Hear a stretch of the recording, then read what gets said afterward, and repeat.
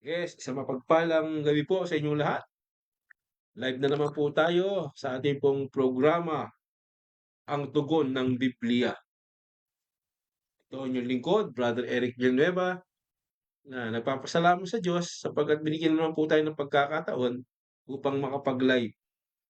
At sa biyaya ng Diyos, tayo naman po ay tatalakay ng isang masustansyang pagtalakay at sa mga ibig magtanong, sa mga ibig himingi ng panalangin, ay narito lang po at ating pong tutugunan kasama po ang ating mga kapatid sa pagkakataon pong ito. At andiyan din po ang ating link upang kung sino mang ibig magtanong ng live ay ating pong sasagutin mga kapatid. At muli, andito ang ating mga kapatid upang magpakilala. Sige po, Brother Romeo. Salamat sa Diyos at muli, tayo ay nagkaparangal sa Kanya sapagkat sa kabutihan niya, narito po tayo muli upang ah, magpahayag ng Kanyang kabutihan. Ako po pala ang inyong kapatid, Brother Romeo, na nagpapaanyaya sa bawat isa na tayo ay makinig, mag-aralan ng salita ng Diyos at magpapalain po tayo ng ating dakilang Diyos. God bless po sa ating lahat. Kung yung lingkod, Brother Lauro, nagpanyaya na makinig sa ang tugon ng Biblia, no? Kaya God bless po sa inyo na kato'y magpatuloy sa pagsusuri at pagkaalam ng mga katotohanan galing po sa Panginoon, no? Kaya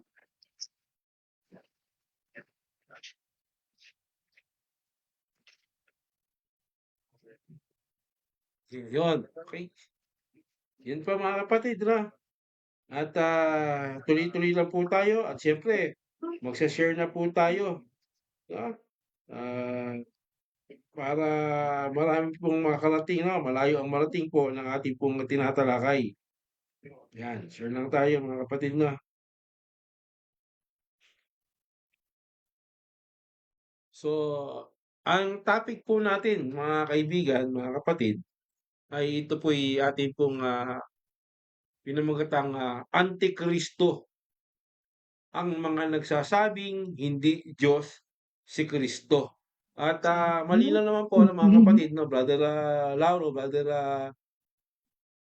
Romeo, marami po mga sektang pananampalataya ngayon na malalaking pananampalataya, malalaking samahan pa po ito mga kapatid na nagsasabi na at itong Kristo, ang Panginoong Jesucristo, o ang anak ng Diyos ay hindi Diyos. Hindi daw Diyos. Siyempre, mga dambuhalang samahan po yan na mga ngayon po ay siyempre matatatag, mayayamang samahan, at iba pa nga makapangyarihan, ano, kasama ang mga politiko. So, pero sa ganun pa man, hindi po tayo natatakot o nasisindak sa mga taong ito o sa mga aral ng mga ito. Sapagkat ang aral ng mga ito ay malinaw na pang-antikristo. Yan, bakit po natin nasabi na ang aral ng mga ito, no, na nagpapakilala ng mga iglesia kuno ay nagsasabi na ang Panginoong Jesucristo daw ay hindi Diyos. Ang ganda po ng ating pag-aaral. So, aalamin po natin 'yan siyempre, dahil sa ating pong programa ang tutugon po nito ay ang Biblia. At babasa po tayo ng mga talata patungkol po dito upang sa gano'n ay sumunod po kayo 'no, sa mga may Biblia po diyan. May mga sabayan niyo po kami sa pagbasa at pag-aaral ng talakayang ito at upang gumising din 'no, at magmulat ng napakaraming tao na ang paniniwala nila ay taliwa sa Biblia na nagsasabi na itong Panginoong Hesukristo ay hindi Diyos. Alamin po natin 'yan at sa mga talata na atin pong babasahin ay malalaman po natin ang mga katugunan at ang mga tunay na sagot at katotohanan patungkol po sa bagay pong ito. So kapatid, pakibasa nga po muna itong sa Juan. Basahin po mga kapatid dito sa Juan 4:1 hanggang siyempre simulan po natin 'no. 1 hanggang 3 po. Brother Lauro?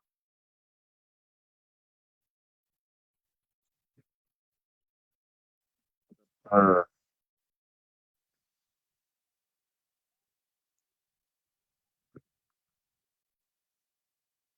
John Unang chapter Juan 4 4. verse 1 to Opo. 1 po.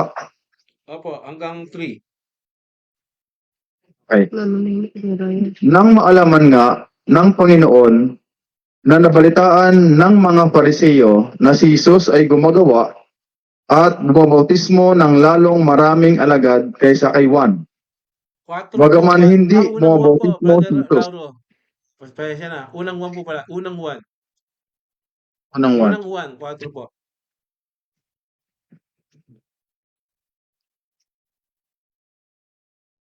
Unang Juan 4. 1 John 4, 1 to 3. Mga minamahal, huwag kayong magsipaniwala sa bawat espiritu, kundi inyong subukin ang mga espiritu kung sila'y sa Diyos, sapagkat maraming nagsilitaw na mga bulaang propita sa sanglibutan. Dito'y nakikilala ninyo ang espiritu ng Diyos. Ang bawat espiritong nagpapahayag na si Jesucristo ay naparitong nasa laman ay sa Diyos. At ang bawat espiritong hindi ipinahahayag si Jesus ay hindi sa Diyos. At ito ang sa Antikristo na inyong narinig na darating at ngayon nasa sanglibutan na. Yun, salamat sa Panginoon. So dito maliwanag, no, mga kapatid, na patungkol po ito sa mga antikristo. So dito mayroong pag-iingat na ipinababatid ang apostol na si Juan na mag-ingat daw ang wika kayo, no, dahil nga dito sa mga antikristo na nagpapakilala o na mga nangangaral patungkol po dito, no. At ito maliwanag, ano, na sinasabi dito, babasahin ko lang po sa salin ng Magandang Balita sa 2. Ito ang palatandaan na ang Espiritu ng Diyos nga ang nasa kanila. Yan, na kung ipinahayag nila na si Jesucristo ay dumating bilang tao. So ito sa Diyos 'to, no? Nagpapakilala sa Diyos 'to kung ipahayag nila na si Jesucristo ay dumating bilang tao o nagkatawang tao. Ganyan lang po kasimple po ito, 'no? Kung, ilalagay po natin sa isang lohika na naparitong nasa laman na binanggit ng ating kapatid na si Brother Lauro. Kung hindi gano'n, sabi rito, ay kanilang ipinahayag tungkol kay Jesus, hindi mula sa Diyos ang espiritong nasa kanila, kundi mga kaaway ni Jesucristo ang nasa kanila. Yan, kaaway po ang tinuturing po dito, 'no, na mga hindi nagpapahayag na si Kristo ay naparitong bilang tao or nasa laman or nagkatawang tao. Yan po ang maliwanag diyan. So, okay, alamin pa po natin, mga kapatid, 'no, sa mga talatang ito na binabanggit po, ang patungkol dito sa mga antikristo na hindi kumikilala kay Kristo, no, na naparito bilang tao or naparito, no, o nagkatawang tao. So tandaan po natin, mga kapatid, mga tagapakinig, ang pinag-aaralan po natin dito ay lubhang napakahalaga. Bakit mahalaga? Kasi kapag hindi mo ipinahayag na si Jesucristo ay naparitong nasa laman or nagkatawang tao, ang problema nito, itinuturing ka ng Biblia na Antikristo. So, marami po, no, mga kapatid, na Brother Romeo, Brother Lauro, na gaya ng sinasabi ni Pablo sa Roma 10:1 na maraming nagmamalasakit sa Diyos ngunit hindi ayon sa pagkakilala. Marami na nagmamalasakit pero hindi ayon sa pagkakilala, hindi ayon sa katotohanan o katwiran ng Panginoon. Tinalikuran nila ito. So itong katwiran ng Panginoon, itong katwiran ng Biblia o salita ng Diyos na nagpapakilala na kapag hindi mo kinilala, na si Jesucristo ay naparitong bilang tao or nagkatawang tao, ay kalaban ka ng Diyos. Yun ang mabigat nun. Kaya mabigat po itong pinag-aaralan natin, eh. Napakarami po diyan, mga kapatid, eh, 'di ba? Andiyan po ang INC, no? O na tinatawag na Iglesia ni Manalo. Andiyan yung Jehovah's Witnesses, andiyan yung Islam or mga Muslim, 'di ba? Ang Israel na hindi nagpapakilala na ang Panginoong Jesucristo ay naparitong nasa laman o nagkatawang tao. So maraming nagkalat ng mga antikristo dito. 'Di po ba mga kapatid? At andiyan na rin po yung mga oneness, 'di po ba?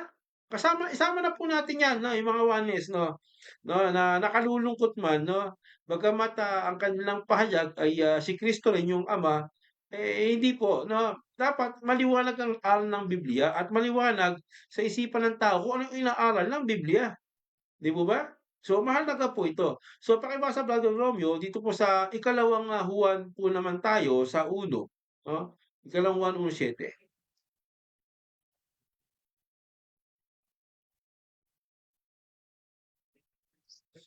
Sapagkat maraming mandaraya na mga silitaw sa sanglibutan. Sa makatuwid ay ang mga hindi na nagpapahayag na si Jesucristo ay naparitong na sa laman. 'Yun 'no. Ito ang mandaraya at ang Antikristo. So ang tawag pala sa mga ito 'no, na mga naglipa na 'no, andiyan yung Iglesia ni Manalo, 'no, na mga naglipa na ng Saksi ni Jehovah, mga, ah, 'yan po, yung mga tinatawag na Mormons 'no. Itong mga naglipa ng ito 'no, yung mga ito, ang tawag po rito mandaraya o kaaway ni Kristo. Sa magandang Biblia 'no, magandang Biblia 'no, basahin po natin kung meron po kayo diyan. Kung wala ako na lang po. So sabi rito, sapagkat Ay, mabuting Biblia po ng Katoliko mga kapatid meron kayo? Meron po, meron po. Sige po pakibasa bro, yan marami pala tayo, minsan dati si Brother, Lauro, eh. Tingnan natin 'no kung ano Anong, yung ano po? opo dun sa ikalawang Juan po 1:7, ikalawang Juan 1:7. So tingnan natin, kung ano yung tinutukoy dito para medyo mapababaw po natin ang salin 'no na binasa natin kapatid na Brother Romeo na hindi na pala itong nasa laman 'no. Ano ba yung ibig sabihin nito? Para maliwanag ano, kasi, ang nakalulungkot dito, ang sinasabi lang ng mga ito 'no, lalo na yung mga Juanes, ang sinasabi lang nila, ito, lalo na yung iglesia ni Manalo, ang sinasabi nila rito, ang tinutukoy lang daw diyan, yung mga mamamayan noon na nagsasabing, hindi tunay na limitaw si Kristo, 'yan. Hindi po gano'n 'yun 'no. Parang 'pag ganito, "Uy, walang kuwentong si Kristo ay limitaw." Hindi po, kasi sa panahong sinulat ni Juan 'to, napakaikling panahon pa lang nito, 'di ba? Para masabi na hindi limitaw ang Kristo, 'di ba? Ang ikling panahon nito, pagkamatay ni Kristo nangaral pa sila Juan, sila Pablo, 'no? Hindi ibig sabihin nito na para bagang ang dating walang Kristong limitaw. Hindi po, 'no? Merong Kristong limitaw, given na 'yan, pero ang talagang tinutukoy dito, Brother Lauro pakibasa kung ano yung talagang tinutukoy dito. Unang, ikalawang Juan Juan, 1:7. Sapagkat nagkalat sa sanglibutan ang mga magdaraya, mga taong hindi nagpapahayag na si Jesucristo'y naging tao. Ang gayong mga tao ay magdaraya at antikristo. 'yun 'no? Naging tao or, dumating bilang tao 'no, sa ibang salin 'no, naging tao or dumating bilang tao, ayan. Malinaw na po, dumating bilang tao. Ibig sabihin, hindi yung sinasabi nila na walang kuwentong si Kristo ay limitaw ang Kristo, hindi. Ang tinutukoy dito, mga kapatid, hindi sila naniniwala na si Kristo ay dumating bilang tao or nagkatawang tao. Yan po ang tinutukoy diyan mga kapatid. Yung iba nililihis yan, na dinadaya nila yung Biblia, binabaluktot, 'di mo ba? Pinipilipit ang Biblia. Kasi, sa isang salita parang ganito lang yan mga kapatid 'no, nagkuwento siya 'di ba? Nagkuwento halimbawa yung mga nakinig kay Pablo, kila Juan. So, sa sinasabi ni Juan na parang ang dating merong mga tao dito na hindi naniniwala na itong Panginoong Jesucristo ay hindi umiral. Hindi talaga umiral o walang Kristo. Hindi po gano'n, 'no. Hindi kasi napakaikling panahon niyan. Ang tinutukoy kasi ni Juan dito maliwanag, hindi dumating bilang tao or naparito bilang tao or nagkatawang tao. 'Yun ang ibig pong sabihin niyan, may tinutukoy si Juan dito, mga kapatid, ibig sila Pablo, na itong Kristo, anak ng Diyos, nagkatawang tao. Ang ibig sabihin, hindi talaga siya taga rito. 'Yun ang tinutukoy po ni Juan dito, mga kapatid.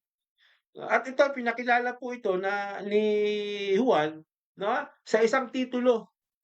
Ano yung titulong yun mga kapatid? Okey, liwanagin po natin, ano yung titulong yun na pagpapakalinawan bago pa lang mangaral si Kristo or bago pa lang 'no, nalikha ang sanlibutan. Yan alamin natin kung sino yung kasi dito nabunyag na yung ano, yung katwiran, nabunyag na yung ano, hiwaga, 'no? Kasi nung una ano, ang pagkakilala kay Kristo bilang titulo salita or berbo. Pero sinabi dito ni Juan, ang Panginoong Jesucristo na kasi nahayag na yung hiwaga, So, dinirekta na nila kung sino yung nagkatawang tao, 'di mo ba? Si Kristo. Dinirekta na nila kasi nung una, ang ano rito mga kapatid, bantayan po ninyo 'no, ang argumento rito ng marami, ganito. Ang nagkatawang tao talaga hindi yung Panginoong Jesucristo kundi yung salita. O yung word. Kasi 'pag inargumento mo na ang salita ay ang siyang nagkatawang tao, babasahin nila yung, Greek word at yung termino na nakalagay daw dun ay nasa isip lang. Ibig sabihin hindi talaga si Kristo umiral noon kundi nasa isip lang ng Diyos o tinatawag na ano bang tawag nila rito lalo yung mga iglesia ni Manalo, ang tawag nila rito yung ano, idea. Idea lang ano, idea lang daw ng Diyos. Maling-mali po yun. Wala pong gano'n 'no, na sa Biblia na ang Kristo ay, nasa isip lang or hindi umiiral. Maraming katibayan niyan na si Kristo ay umiiral, tinawag nga siyang Alpha and Omega, Ano ba ibig sabihin ng Alpha and Omega mga kapatid, 'di ba? Ang una at ang huli. So pakibasa Brother, Lauro ano, sa Juan 1, 1 pasimulan po natin 1:1.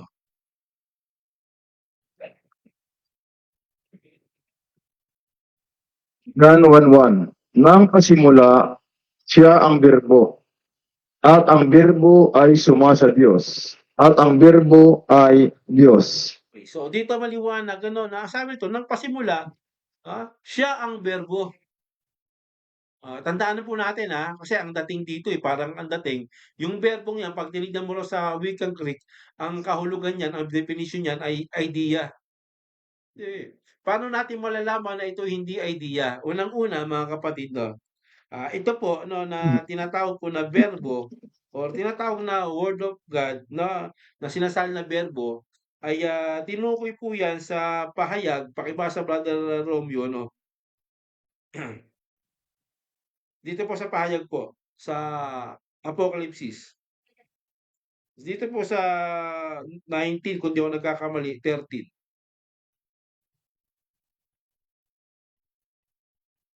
19:13. Siya ay nararamtan ng damit na winisikan ng dugo. At ang kaniyang pangalan ay tinatawag na ang Berbo ng Diyos. Yun. Maliwanag po 'no. Ang kanyang pangalan, titulo niya 'yan, 'no, kaya tinawag siya ni Juan sa kanyang pagsulat 'no, na tinawag na Berbo, kasi titulo niya 'yung pangalan niya, Hindi 'yun idea, hindi 'yun nasa isip lang, tandaan po natin. Title niya 'yun, 'no, pangalan niya 'yun, 'no, isa sa pangalan niya, Verbo ng Diyos. 'Yan, hindi siya idea, hindi siya opinyon 'no, na sinasabi ng mga marami na idea lang 'yan kasi bumatay sila sa definition. Iba-ibang definition 'yan, hindi lang idea. So maliwanag po 'yan. So sabi dito mga kapatid, ng pasimula, ito yung bago pasimulan ng mundo, na wala pang mundo 'no, wala pang likha 'no, siya ang berbo. Kung liliwanagin po natin mga kapatid 'no, hindi naman sinabi nito ng pasimula 'no, siya ay berbo. Magkaiba po 'yan, magkaiba po, Brother Romeo, Brother Lauro. Hindi sinabi ito ng pasimula siya ay berbo. Hindi, kasi 'pag sinabing nagpasimula siya ay berbo, ibig sabihin 'no, lalabas nga 'no, na siya ay salita lamang o opinyon lang or, idea lang. Walang ano, hindi hindi walang kumbaga walang ano, may pinagmulan kundi salita lang. Hindi po 'no, hindi po sinabing siya ay berbo, kundi titulo niya 'yan, nagpasimula siya ang berbo, 'di po ba? Kasi titulo niya nga 'yan, pangalan niya 'yan, 'di ba? Ngayon sabi dito, at sabi rito, at ang berbo ay sumasa Diyos or kasama ng Diyos. Biro mo naman, hindi naman sinabing at ang berbo ay ano, siya rin yung Ama, 'di ba? Kundi kasama. Malalaman natin 'yan yung kahulugan ng kasama. Opo, yung kasama, malalaman natin yung kahulugan ng kasama. Siya ang berbo at ang berbo ay kasama at ang berbo ay Diyos. O 'pag sinabi natin na ang pasimula siya ay berbo, yung idea, tapos ang berbo Diyos, ibig sabihin yung lalabas diyan yung idea, Diyos, parang gano'n, 'di ba? Or lalabas dito 'pag sinabing na ang berbo ang Diyos, na sinasabi dito at ang berbo ay Diyos, lalabas dito sabi nila, eh, dalawa na ang Diyos. Dalawa na ang Diyos sabi nila, 'di ba? Eh, sabi isa lang ang Diyos, 'di mo ba? So, lalabas dito dalawa ang Diyos. Kaya hindi nila matanggap na si Kristo Diyos kasi lalabas daw dalawa ang Diyos. 'Yan, malalim pong aralin 'yan pero tatalakayin po natin 'yan 'no, sa biyaya ng Panginoon. Dalawa ba talaga ang Diyos na tinutukoy dito o iisang Diyos na tunay?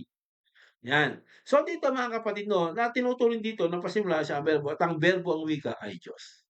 So, alamin natin 'no, na sino yung berbong ito na tinutukoy dito 'no. Ito rin ang pasimula'y sumasa Diyos. 'Yan, nung pasimula'y sumasa Diyos. Alamin po natin yung pasimula'y sumasa Diyos or kasama ng Diyos. Sino yung berbong ito na tinutukoy?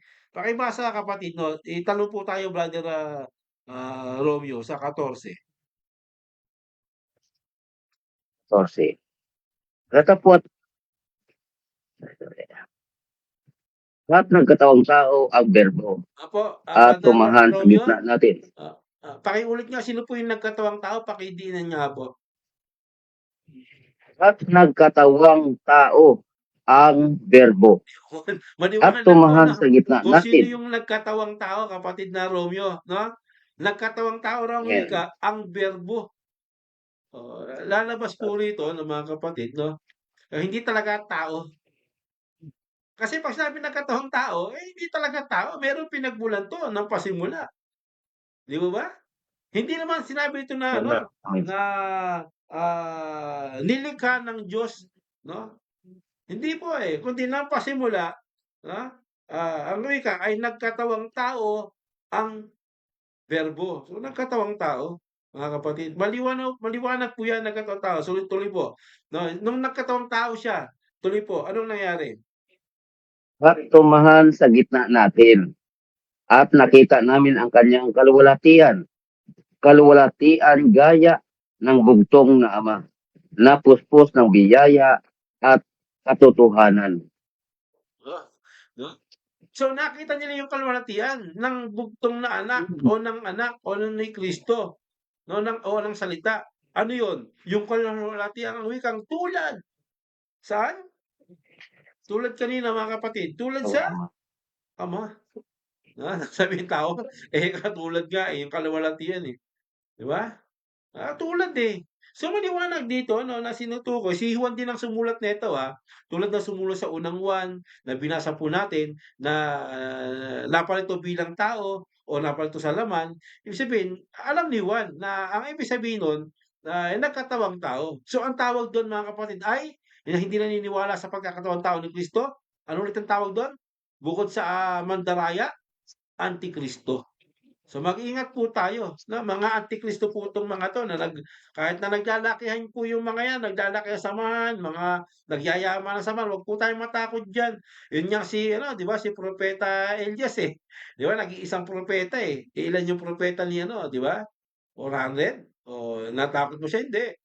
Hindi siya natakot, mga kapatid. So, maliwanag ano, nagkatawang tao ang berbo at tumahan sa gitna natin. Sige, tuloy po Brother Romeo sa 18.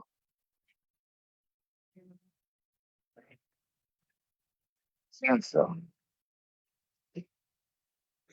walang taong nakakita kailanman sa Diyos, ang bugtong na Diyos na nasa sinapupunan ng Ama. Siya ang napakilala sa Kanya. Yan. Sabi walang taong walang tao na ano, na nakakita kailanman sa Diyos. Eh, kung si Kristo Diyos, 'di mo ba? Ay kung si Kristo'y tao, eh, lalabas na hindi niya nakita ang Diyos. Kasi walang tao, eh, 'di mo ba?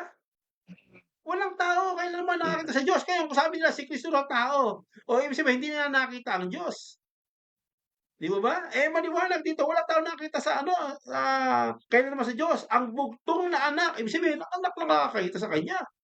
Di ba ba? Na ano, nasa sinapupunan ng Ama, siya ang nagpakilala sa kanya, no?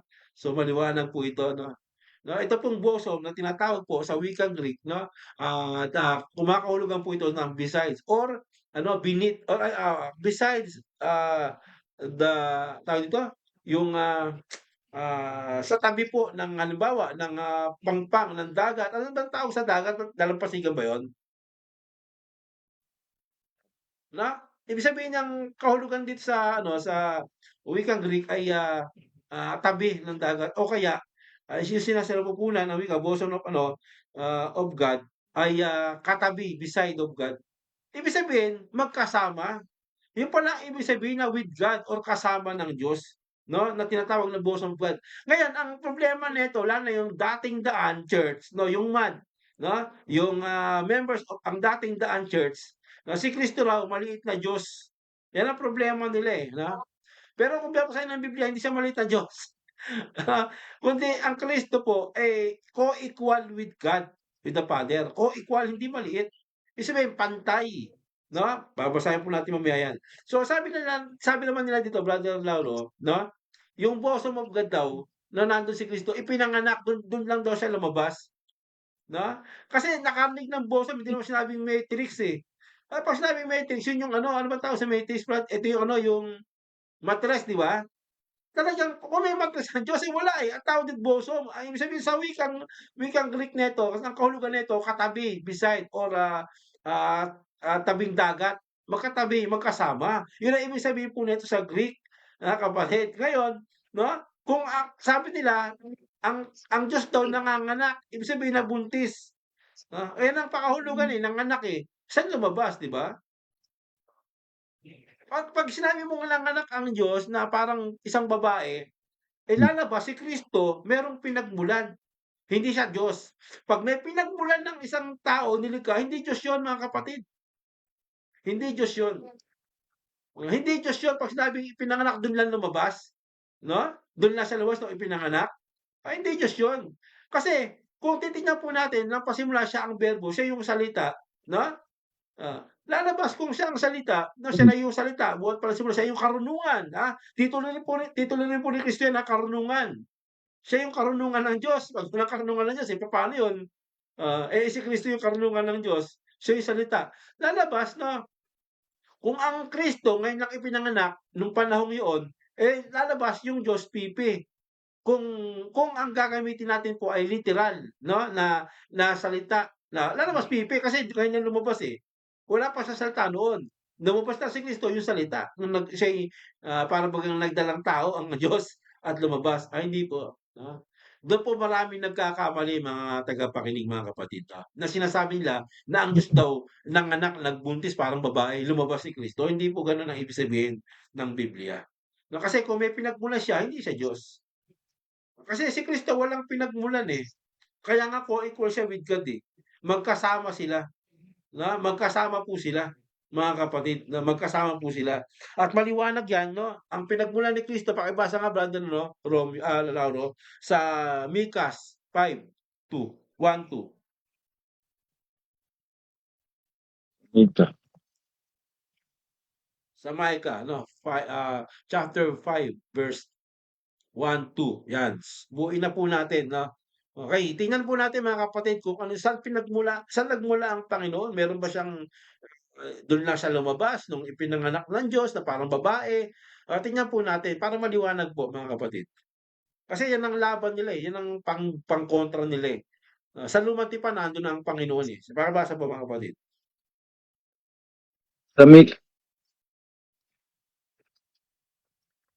Sa Micas 5:2. Ngayon ay mapipisan ka sa mga hukbo, o anak mababae na mga hukbo. Siya'y nangugkog laban sa atin. Kanilang hahampasin sa pisingi ang hukom ng Israel ng isang tungkod. Ngunit ikaw, Bethlehem Ephrata, na maliit upang lumagay sa libo-libo ng Huda, mula sa iyo ay lalabas sa akin ang isa na magpupuno sa Israel na ang pinagbuhatan niya ay mula ng una, mula ng walang hanggan. hanggan. Kita nyo? Sino yung tinutukoy dyan mga kapatid, ang Panginoon, di ba? Bethlehem Ephrata, sa Luas. So, ano yung pinagmulan niya? Mula nung una, mula ng walang hanggan. O sabi niyo, doon lang lumabas nung ipinanganak ng Diyos, parang ginawa niyang babae ang Diyos. Di ba? Nagbubuntis. Di ba, yun ang aral ng mga ng mga o dating daan, no? Na nagbuntis o pinanganak si Kristo, doon lang daw lumabas. Hindi Diyos yun. Hindi Diyos, nilikha siya pagka gano'n. Hindi naman nilikha ang anak. Di ba? Kaya nga nang pasimula, di ba, sa 15 ng kapatid ng Juan, ang sabi doon na luwalhatiin mo ang anak, di ba? Gaya ng pagluwalhati mo bago itatag ang sanlibutan. O nandun na siya eh. Di ba? Andun siya. Nung wala pa sanlibutan at maliwanag din sa Mikas na ang kanyang pinagbuhatan, yung kanyang pinagmulan mula nung una. Kasi bakit mula nung una? Kasi nga, siya yung Alpha. Sa wikang Greek, pag sinabing Alpha, pasimula, una. Mula walang hanggan. Ibig sabihin, siya yung Omega. Di ba? Walang hanggan yun. Siya yung tinatawag na Alpha and Omega, isa sa kanyang mga titulo. Isa sa titulo ng Ama yan, ng Anak at ng Espiritu Santo, na walang pinagmulan. Sila yung Alpha and Omega, mga kapatid. So, ngayon, babasa ako sa inyo sa 18 ng Juan. Sabi po nito sa Juan 18, nasa wikang Greek, yung kahulugan po nito, sabi dito, Theon o Deis, Heoraken, yan. Sabi nito, Theos o Deis, ano pa? Popote, monogenes, Theos, on Theos. Yan. Ano ibig sabihin mga kapatid, Okay, itong monogenes, ang ibig sabihin nito, only begotten.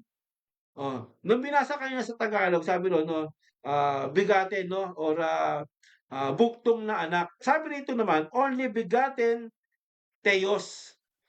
Sa wikang Greek, mga kapatid, itong buktong na anak, isinalin po ito sa original na pagkakasalin na monogenes Theos or begotten God. Yun yung pinaka titulo ni Kristo na isinalin ni Juan sa wikang Greek, mga kapatid. Monogenes Theos. Theos ang tawag sa kanya, sa anak ni Juan. Monogenes Theos. Buktong, only begotten God ang tawag sa kanya. Ibig sabihin, siya yung buktong na anak na Diyos, only begotten God. Monogenes Theos, mga kapatid, sa wikang Griego or original na salin na pagkakasalin. Kasi sa Tagalog, iniban na nila yan mga kapatid. Ginawa nila parang hindi magsalisi, parang pag ang dating na, parang salisi. Hindi po salisi yan eh.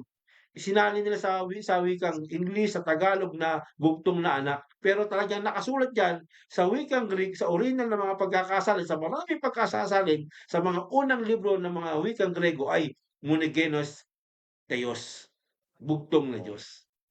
Yan po ang katotohanan yan. At yan, malalaman natin bakit tinawag ni Juan ang monogenes Theos, mga kapatid. So, yan po, mga kapatid. Andyan po ating mga kapatid, Brother Romeo, then Brother Lauro, sa inyo pong pagpapahayag, mga kapatid. Salamat sa Diyos sa kanyang salita na ito. Dapat natin kilalanin ang ating Panginoong Kristo. Tunay nga po siya ay Diyos.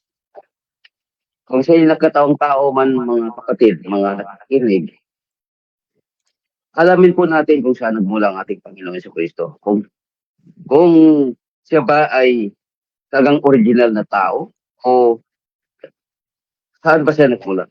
Sa ating nababasa, malinaw po na siya ay mula ng una, mula ng walang hanggan. Napakalinaw po mga minamahal. Kaya sa salitang ito, dapat nating paniwalaan sapagkat ang nais ng Panginoon, ang nais ng Ama ay kilalanin natin ang anak, ang Panginoong Jesucristo. At dito'y naluluwalhati ang ating Diyos na makapangyarihan sa yun po, kaunting karagdagan at nawa napagpala po kayo. Yeah. Babasahin ko sa 1 John to 18, no? Na ang sabi rito, mamunting mga anak, ito ang huling oras at gaya ng inyong narinig na darating ang Antikristo. Kahit ngayon ay lumitaw ang marami ng Antikristo. No? Lumitaw na yung maraming Antikristo. Kaya nga, nalalaman natin na ito na ang huling oras. No? Kasi may darating na Antikristo, pero kahit ngayon, no, lumitaw ang marami ng Antikristo na nagpapahayag na si Kristo ay hindi Diyos, no? Yan ang sinasabi sa 2 Corinthians 11:3-4, no, na ibang Jesus 'yun. No, na kasi ang pinapangaral ng mga apostol at saka ng Diyos Ama na sinabi niya sa Hebreo 1:8 na si Kristo ay Diyos, no? At pinapangaral ng mga apostol na si Kristo ay Diyos. Kaya kung iba yung pangaral mo patungkol kay Jesus, ibang Jesus 'yun, no? Kaya magiging anti-Kristo ka sa ating panahon. Kaya yun po ang aking maidagdag doon. Kaya gandis. Yun, no? So, maliwanag din naman dyan sa Hebreo, kapatid, na 1:8. Napakaliwanag po nun, no? Ito nga, yung iba, dinaig pa si Kristo, eh. Anghel na kaagad, di ba? Anghel. Na? Mas mataas pa kay Kristo, eh. Tao lang sila, anghel, eh. Di po ba? So, diyan po ano na maliwanag naman po kung mababasa po natin itong ito marami nitong argumento dito no sa talatang ito kapatid Pakibasa nga po Brother Lauro ulit sa Hebreo yung binanggit nyo 1:8.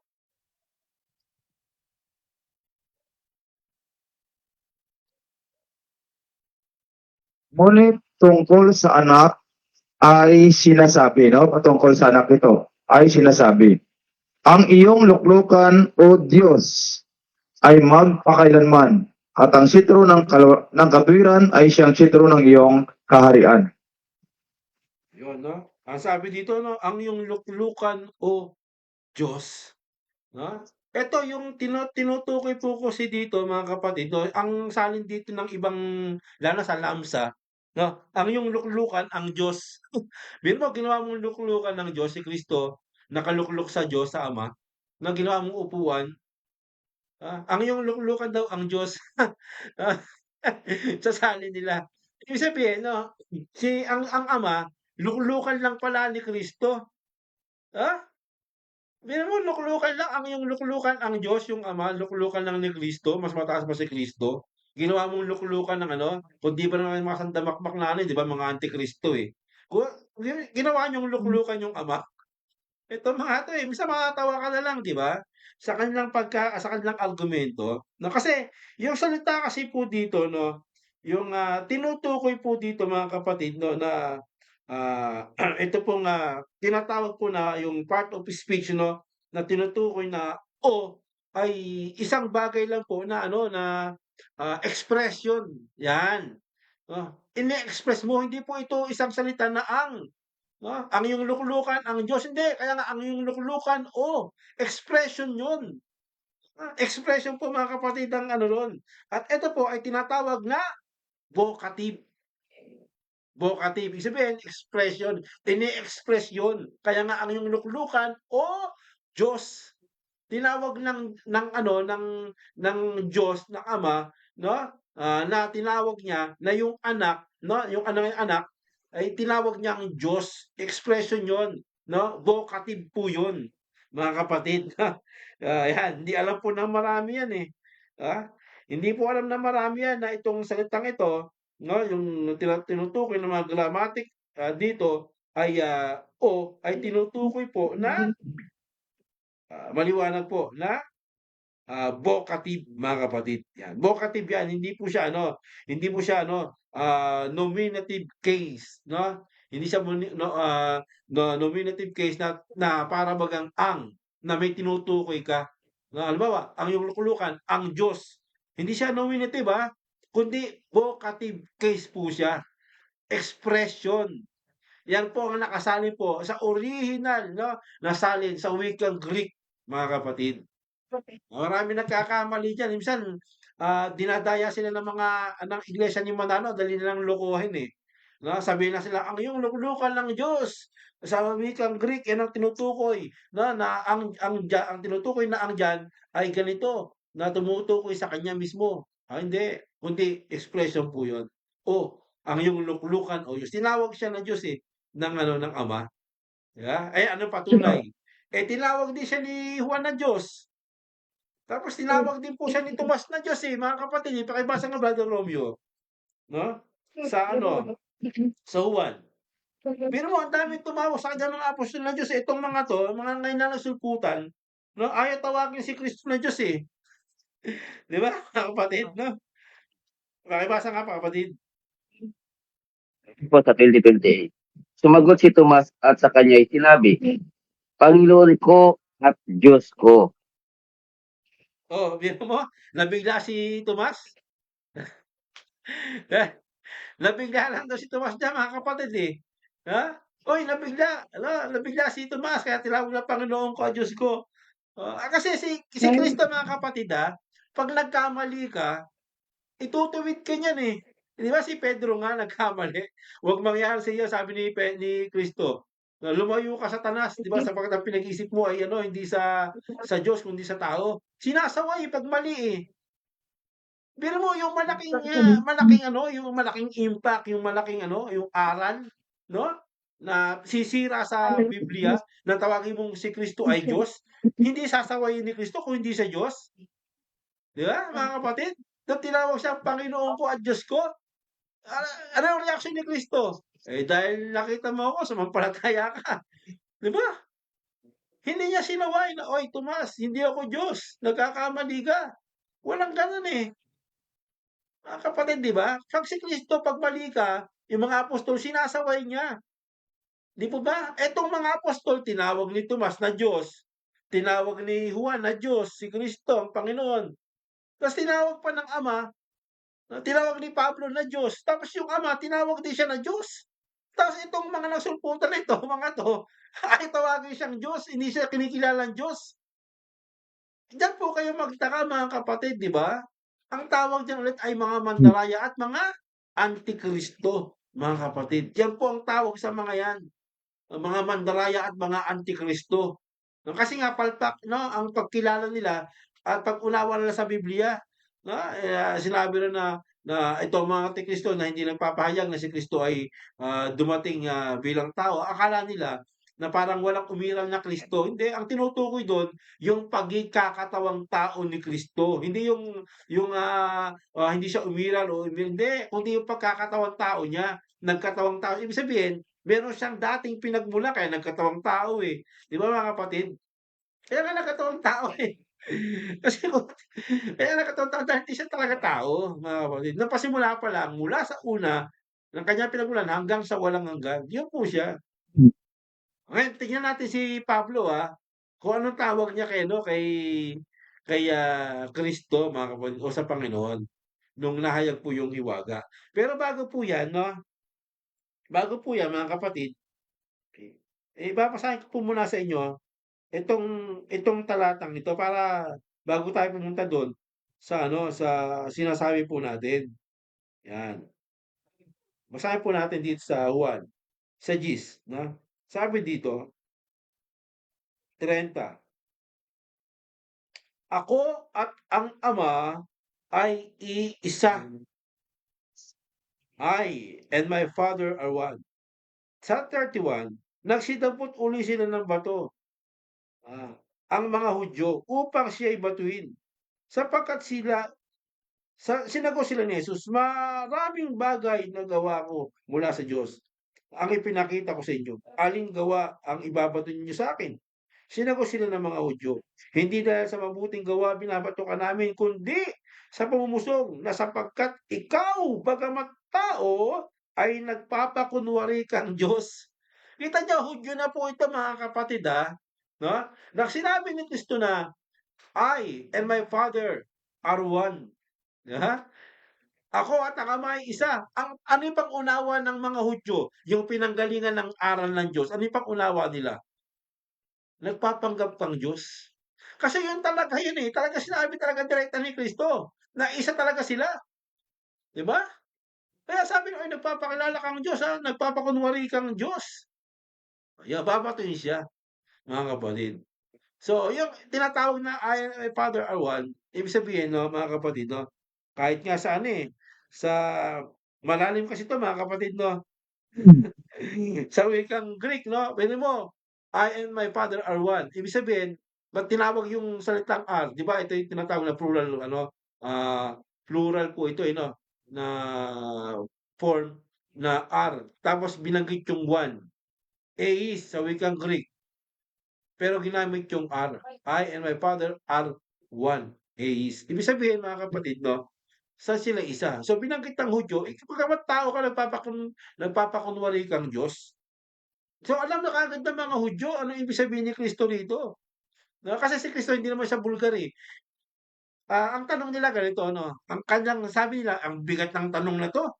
'No, yung mabigat na sa kanila 'to, yung tanong na ganito, eh, "Saan mababasa na sinabi ni Kristo, 'Ako'y Diyos at sambahin niyo ako?'" Yung word for word 'no, yung word for word binanggit nila, eh. Saan makikita ro'n na, "Ako'y Diyos at sambahin niyo ako?" Word for word, walang gano'n. So, hindi Diyos si Kristo kasi wala namang mababasa na gano'n. Wala namang mababasa na gano'n 'no. Unang-una, 'pag sinabing Diyos, sinasamba. Eh, yun nga sa Hebreo 'di ba, sambahin siya ng lahat ng mga tuhod ng mga mula kahit mga anghel, eh. O kung ang pagsamba pala tumuturing ng pagiging Diyos, eh, si Kristo sinamba ng mga anghel yan, eh, 'di ba? Sinamba ng mga sasamba sa kanya lahat, iluluhod sa kanya, eh. Kung ang argumento, ang pagiging Diyos ay sinasamba, eh, pasok na kaagad yun. So, saan daw nababasa yun, na sinabi niya, "Ako'y Diyos, sambahin niyo ako." Word for word wala, 'no? Yan ang ano niyan, eh, dapat daw para makilala. Ngayon pakikilala natin word for word ibibigay po natin na sinabi mismo niya na siya ay Diyos. Word for word po yan, abangan niyo 'no. So, dito ano mga kapatid 'no, marami pong matutunan ng mga kapatid. So, dito, I and my Father are one. Parang ganito lang yan mga kapatid, sa wikang Hebrew o sa lumang tipan, ginamit po yan, eh, yung salitang yan, 'no, yung eis, ginamit yan, eh, kay kanino? Kay Eva at Adan. Ilan po ba? Si Eva at si Adan, magkaiba po ba sila? Iba po ba sila? Magkaiba sila, 'di ba? Pero tinawag silang isa, 'di ba? Tinawag silang isa. Ang tawag po diyan ay Echad. Tandaan po natin, ang tawag po diyan sa kanila ay Echad. Ang ibig sabihin ng Echad, 'no, iisa. Si Eva at si Adan ay naging isa, Echad, naging Echad sila. So, ang ginamit din sa wikang Greek eis, ang kahulugan po nito mga kapatid ay Echad, isa, 'no, isa sila, 'no, isa po sila kaya alam kaagad ng Hudyo, nagpapakilala kang Diyos, isa sila sa pagiging Diyos 'pag sinabing Echad. Ngayon, tanungin natin sila, may mababasa ba 'no, na sinasabi po na ang Diyos 'no, ay, tawag dito, sa salitang, Hebreo 'no, sa salitang Hebreo. May salita pong Hebreo yan, eh. Ah, kung salitang Echad, isa. Ang bigatin ano, 'di ba, ang bigatin na tawag dito, bigatin na God 'no, kung salitang ginamit po sa wikang, ah, Greek, wikang Hebreo po nito ay Yakid. Yakid po, na yung bigatin, yung only, 'no, 'pag sinabing only, Yakid yun, Yakid. Pero sa Biblia, 'no, walang binabanggit po na yung God 'no, ay ano, Yakid. Yung kanyang presensya o kanyang pagka-Diyos, Yakid. 'No, kasi may binabanggit sa Biblia na Yakid, eh, tinatawag na si ano, si Isaac. Sinabi ng Diyos kay Abraham, "Ang iyong bugtong na anak," ang tawag dun Yakid. Pero sa Biblia, sa pagiging Diyos, sa Biblia, walang binabanggit pong Yakid kundi Echad. Sa wikang Hebreo, Echad o sa wikang Greek, Eis, isa. Kaya yung, medyo lumalalim tayo mga kapatid, pero sana unawaan ninyo 'no, 'no? Kasi pasahan niyo ako, kayo lahat 'no, ng mga nagpapakilala na ang Ama 'no ay ano, yakid, 'di ba? Yung binabanggit dun na only, kundi ang binabanggit po dun ay Echad, iisa, 'no? Kaya nga si Kristo umiral na dati, 'no mga kapatid? Kaya yung pag-iral ni Kristo, yun po sila ang tawag po nun Echad, iisa or nagkakaisa. Echad po yan. So dito mga kapatid 'no, so binanggit lang po natin, binasa lang po natin yung, Lu Juan 10:30 na ako at ang Ama ay isa, 'no, na kumakahulugan po na talagang iisa sila. Saan sila nagkakaisa ngayon? Yan ang tanong. Pero ang ang mga Hudyo, alam na nila kung saan sila nagkakaisa. Ikaw bagamat tao ay nagpapakunwari kang Diyos, alam nila na ang pagkakaisa nila ay sa pagiging Diyos. Alam nila yan, 'di ba? Marunong pa ba tayo sa mga Hudyo? Sa kanila nga nagmula yung aral, 'di ba? Sa Roma 3:1-3, 'di ba? Sa kanila nagmula aral, Roma 3:1. Ngayon basahin po natin mga kapatid para maliwanag, ano yung pagkakaisa nila? Saan sila nagkakaisa? Saan sila co-equal? Pakibasa po Brother, Lauro, sa Filipos 2, sa 5-7.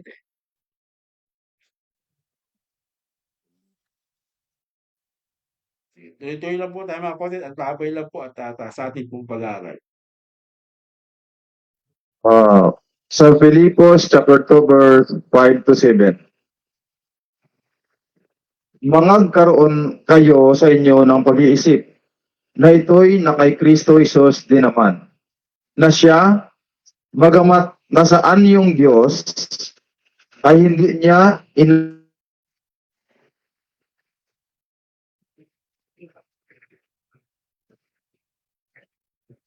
Naputol kayo bro, putol. Signal.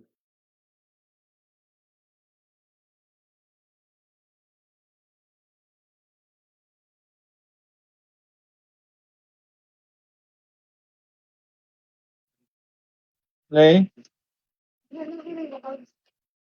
Okay na bro, tuloy.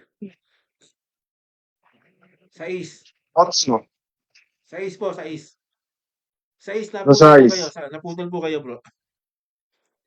Okay, ulitin ko na lang bro. Sige po. Magkaroon kayo sa inyo ng pag-iisip na ito'y na kay Kristo Jesus din naman, na siya, bagamat nasaan yung Diyos, ay hindi niya inaring isang bagay na nararapat panangnan ang pagkapantay niya sa Diyos, kundi bagkus, hinubad niya ito at nag-anyong alipin na nakitulad sa mga tao. Yun. So dito napakaliwanag dito. Saan sila nagkakaisa? Saan sila nagkakaisa, no? Okay, maliwanag po, no? Who being in the form of God, thought it not robbery to be equal with God. So, co-equal sila sa pagiging Diyos. Maliwanag po ito mga kapatid, no? Maliwanag po. Ito ay pagpapakababa po ito, no, na binanggit po ni Juan, no, na biro mo, nasaan yung Diyos ka, no? Nandun ka sa form of ano tawag dito? Nasa form of ano ka man di ba? Nasaan yung tao ka. Pero hindi niya inangkin yun, no? Siya, bagamat nasaan yung Diyos, na ibig sabihin, nasa form of God siya ay hindi inaring isang bagay na rapat na pagkapantay niya sa Diyos. So, co-equal sila No, so nasaan yung Diyos talaga si Kristo mga kapatid, no? Nasa Diyos siya. Ano ang ginawa niya? Hinubad niya ito. Dito marami nagtatalo no? At nag-anyong alipin na nakitulad sa mga tao. So hinubad niya po ito. Yung pagkapantay niya sa Diyos.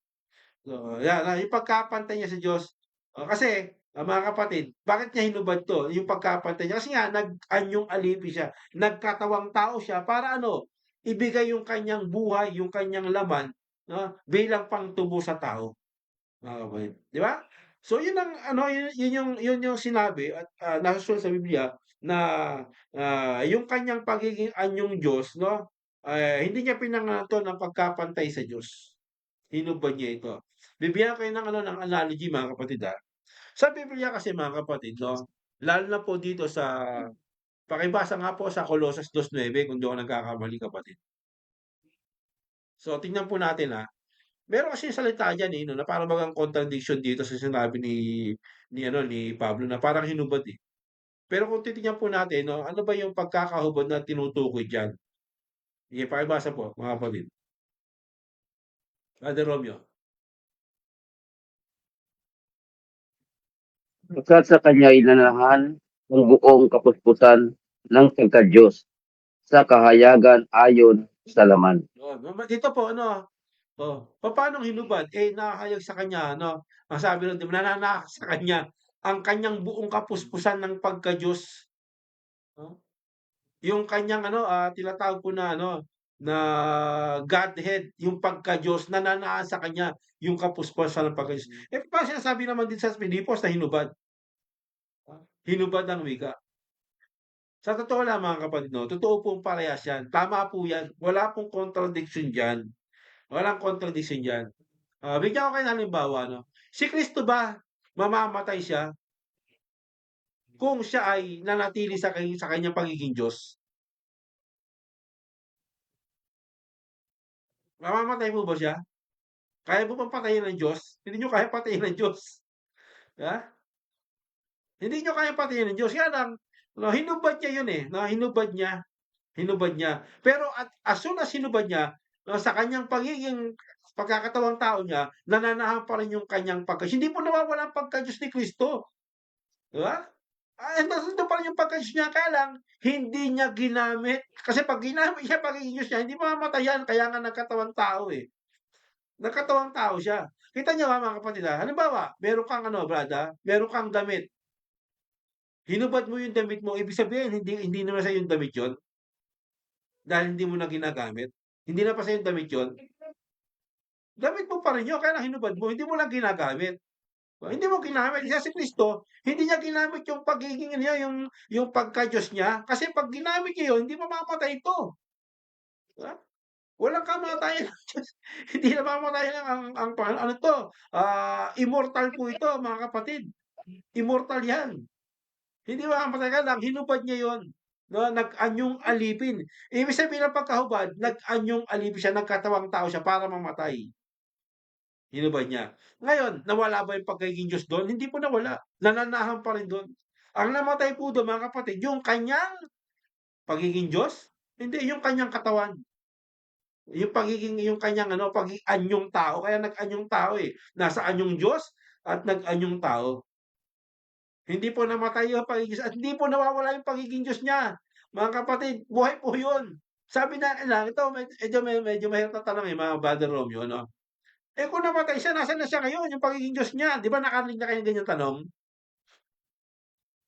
Nasaan na yung pagiging Diyos niya? Nasaan na siya? Eh, kung patay siya, eh. Yung Diyos ba ang namatay mga kapatid? Hindi yung pagiging Diyos. O so nasaan siya? Ay, sa Biblia mga kapatid, 'pag tinanap po ang Diyos, anywhere siya, everywhere. Kahit nasaan siya, alam niya. 'Pag hinanap mo ang Diyos, yung pagka-Diyos ni Kristo nasa lahat ng dako yan. Alam niya yan. Hindi namamatay ang pagka-Diyos ni Kristo. Sige, basahin po natin Brother Romeo, Brother Lauro. Pakibasa po ano, kapatid. Dito po sa ano, sa GIS po mga kapatid. Sa ano, sa Juan, sa GIS po.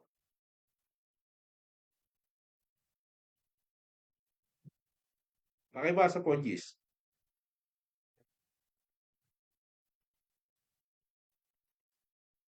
Sa 17 hanggang 18. Juan 17:18 kapatid Brother Lauro. Tingnan po natin, kung nawala yung pagiging Diyos ni Kristo, kung mawawala, Ito marami pong hindi nakakaalam nito, mga kapatid, eh. Akala nila, hinahanap nila, kung namatay yung Kristo, yung katawang tao niya, nasaan yung pagiging Diyos niya? 'Di ba? Yan, eh, hindi pa naman yung pagiging Diyos niya, hinubad niya nga, eh. Pero hindi nangangahulugan na hindi nananasa sa kanya yung pagiging Diyos niya.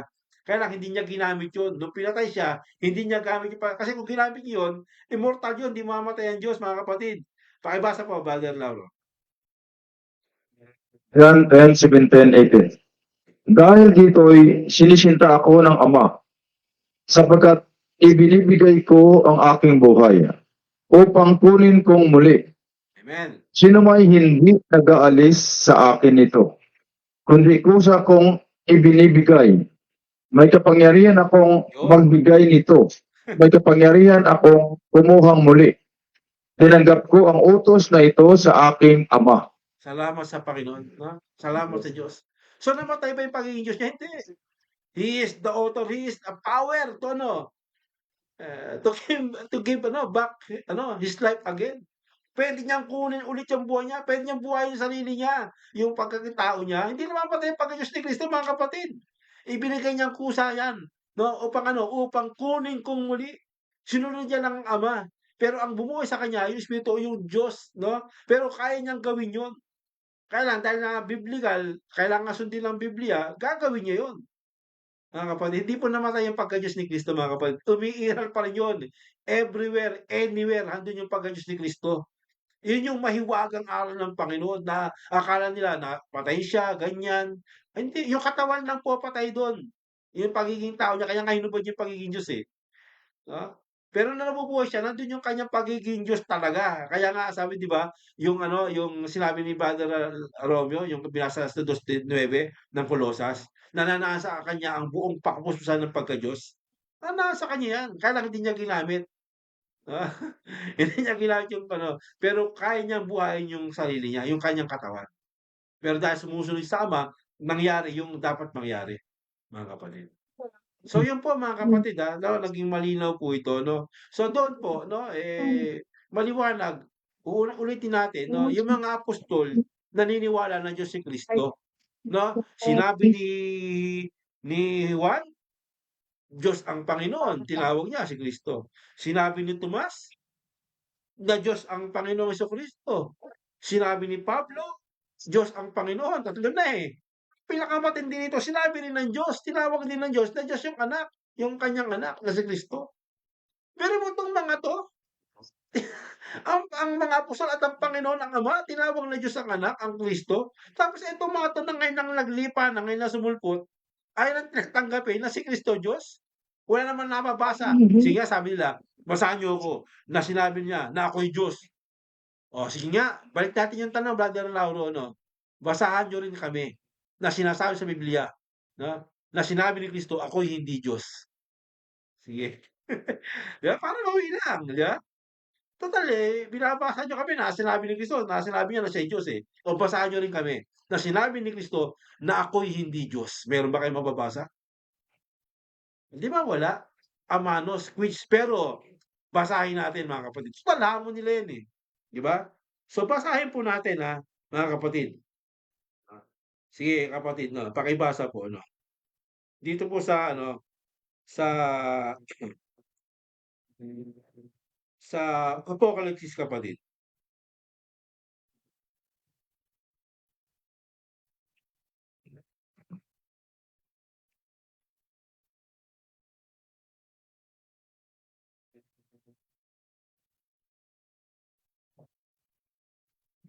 Pakibasa nga po dito sa sa Apocalypse 1:8.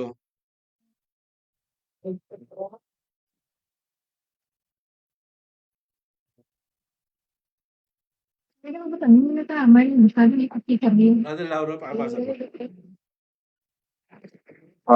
Francis 1:8. Ako ang Alpha at ang Omega, sabi ng Panginoong Diyos, ngayon at nang nakaraan at sa darating, ang makapangyarihan sa lahat. Yun. Sabi nito, I am the Alpha and the Omega, no? Ako ang Alpha at ang Omega. So sino yung nagsasalita nito? Na Alpha at Omega. Walang iba, kapatid, pakibasa sa 7. Sa 8 binasa mo, di ba? Sige, pakibasa Narito, ko sa 7. Brother Lauro. Sino yung nagsasalita rito na sinabing ako ang Alpha at Omega? Sino po yung nagsasalita rito, kapatid? narito, siya ay pumaparitong nasa sa mga alapaap at makikita siya ng bawat mata at ng nangagsiulos sa kanya. At ang lahat ng mga angkan sa lupa ay magsisitaghoy dahil sa kanya. Gayon din siya nawa. So, sino yung tinutukoy dito na sinabing, ako ang Alpha at Omega? Sino yung sasalita, mga kapatid? Sa Ang Hesus 7. Kristo. Sino ba kapatid yung ano, yung sinasabi dito na siya ay paparitong nasa alapap. Sino ba yung paparitong nasa alapap? Yung ama po ba? Kristo. Ang Panginoong Jesucristo, di ba? Kaya nga, sino yung inulos? Yung ama po ba yung inulos? Yung tinusok ba, inulos pa, yung tumulo yung kanyang dugo at ano, tawag dito yung tubig. Sino yon? Di ba ang Panginoong Jesucristo? So, ano sabi ng Panginoong Jesucristo? Ako at ang Alpha. Ako ang Alpha at ang Omega. Sabi ng Panginoong Diyos. So, sino yung Panginoong Diyos? Pag sinabing Alpha at ang Omega, siya yung Panginoong Diyos. So, maliwanag dito, mga kapatid, na tinutukoy ng Panginoong Jesucristo kung sino siya. Siya yung Panginoong Diyos, mga kapatid. No? Ngayon at ang nakaraan, no? At sa darating, no? Ang makapangyarihan sa lahat. Di ba? Mighty God, Almighty God, ang tawag sa kanya, mga kapatid, si Kristo. Di ba? Siya yung Alpha at Omega. Ang Ama, Alpha at Omega. Di ba? Bahas namin Diyos, no? Yung lumikha, Alpha at Omega yan, mga kapatid. Puro sa pasimula at ang wakas. At ang Kristo, ang Panginoon, Alpha at ang Omega. Ang Panginoong Diyos, mga kapatid. Panginoong Diyos. So, siya po ang tinutukoy dyan kahit anong gawin nyo. No? Maliwanag yan, no? Tinutukoy dyan, no? Ang Alpha at Omega, siya yung may apoy na pinakita ng mga tao dito, yung nagpakita ng mga symbolical, di ba? Yung mga pangitain na kung sino siya. So, siya po yung Alpha at Omega dyan. Hindi lang po yung Ama, no? Ang Alpha at Omega, pati si Kristo. No? Ang pasimula at ang wakas, ang Panginoong Diyos, ang makapangyarihan sa lahat, mga kapatid. No? So, maliwanag po no, na word for word na binabanggit po rito kung sino yung Alpha at Omega at ang nasalta rito, ang Panginoon. Ang Panginoong Diyos ang nasalta rito. Nagpakilala siya. Tayo naman, nahanap naman tayo ng talata. No? Saan naman sa Biblia na sinasabi ni Kristo na siya ay hindi Diyos? Napakasimple lang naman ang tanong. Pero yan, nasagot na natin sila na yung Alpha at Omega, si Kristo ang salta, Panginoon ang wika, Diyos ang wika. Di ba ba? So, yan po, no, mga kapatid, ay napakagandang pag-aaral. No? At ito ang ating mga kapatid upang bigyan po ng maganda at dinaw po yung ating pong pinag-aaralan. Sige po, Brother Lauro, kayo po muna mauna sa ating pong, para mapalaganap at mapalago yung mga bagay po ito na ating pong pinag-aaralan. Kasi pag nabasa sa 1 Corinthians 8:6, sa Ephesians 4:6, sa 1 Timothy 1:17, na isang Diyos lamang. No, kaya pag nababasa, isa ang Diyos, pinapaniwalaan. No, at saka tama naman 'yun, dapat naman paniwalaan kasi 'yun ang mababasa. Pero basahin din natin sa John 8, sa John 8:16. Sa John 8:16 na dapat ito paniwalaan din ito. Kasi mabasa din ito eh. No, sa John 8:16, oo, at kung ako'y humahatol, ang hatol ko'y totoo, sapagkat hindi ako nag-iisa, kundi ako at ang Ama na nagsugo sa akin. Ayan, no? Patungkulin ito sa mga oneness, no? Ayan. At saka, sandali, no? Na isa naman ang Diyos. Ayan. Kaya pala sinabi yun dito pala sa John 5. Sa John 5, no? Sa John 5. Ito, sa John 5:31-32. Kaya hindi sinabi ni Kristo na siya ay Diyos, no? Ang sinabi dito sa John 5:31-32, kung ako'y nagpapatotoo sa aking sarili, ang patotoo ko ay hindi katotohanan. Iba ang nagpapatotoo sa akin. At talastas ko na ang patotoong Brother Romeo, tuloy lang po kayo, sandali lang, tuloy lang kayo, tuloy. Tuloy Sige lang po po. kayo, may gagawin lang sandali. Okay. Sa John 5:31-32. Ulitin ko, kung ako'y nagpapatotoo sa aking sarili, ang patotoo ko ay hindi katotohanan. Iba ang nagpapatotoo sa akin. At talastas ko na ang patotoong isinaksi niya sa akin ay totoo. No, kaya ang mga apostol ang nagpatotoo tungkol kay Kristo na si Kristo ay Diyos. No? At sa 37, at ang Ama na nagsugo sa akin ay siyang nagpapatotoo tungkol sa akin. Yan, no? At ang Ama, no? Ang mga apostol ang nagpatotoo kay Kristo na si Kristo ay Diyos. At ang Ama, no, na nagsugo sa akin ay siyang nagpapatotoo tungkol sa akin. No? Yun ang sinabi ni Kristo, no? Na sinabi doon ng Ama sa Hebreo 1:8 na si Kristo ay Diyos. No? Na patungkol sa anak ay sinasabi ng iyong luklukan, O Diyos, ay magpakailanman. No? Ang nagpatotoo patungkol kay Kristo ay ang mga apostol at ang Diyos Ama na mismo ang nagsabi na si Kristo ay Diyos. No? God bless po sa inyo nga. Yan po. Ako, may lagdag po ako, kapatid. Kasi sa panahon ngayon, talagang ang pinaninindigan ng mga karamihan, lalo na mga sikta ngayon, dahil sa kanilang turo o aral, pinaninindigan na po nila. Dahil ang papahiya po sila o ititiwalag po sila pagka hindi sila sumang-ayon. Kaya, kung paano nila kinilala ang Panginoong Jesucristo, ganun na lang. Kung ano na ang aral nila, pinanindigan na po nila. Kapag ang kanilang aral ay hindi kilala nila na si Kristo ay hindi Diyos, paninindigan po nila yan hanggang ang iba pa nga dyan hanggang sa pagbubo ng dugo o mapatay ng tao alang-alang sa kanilang pananampalataya. Pero tandaan po natin, ang mga ganitong tao, sa totoo lang, ay mga duwag. Bakit po? Sapagkat ipinaglalaban pa nila ang aral ng tao kaysa sa Diyos. Tama. Yun ang sinasabi ng Panginoon na mga duwag. Sila po ang pinapatungkulan sa Apokalipsis na ang bahagi po nila ay ang lagat-lagatang apoy. Matatapang po sila sa buhay sanglibutang ito. Ngunit sa totoo, sa harapan ng Diyos, sila ay mga duwag. Dahil ayaw nilang panindigan ang mga nakasulat sa banal na kasulatan na ipinakilala mismo sa Apokalipsis na ating binasa kanina na ang ating Panginoong Jesucristo na siya ang ano ba sabi doon sa Apokalipsis kanina sa 1:7 na siya ang darating. Siya yung iniulos.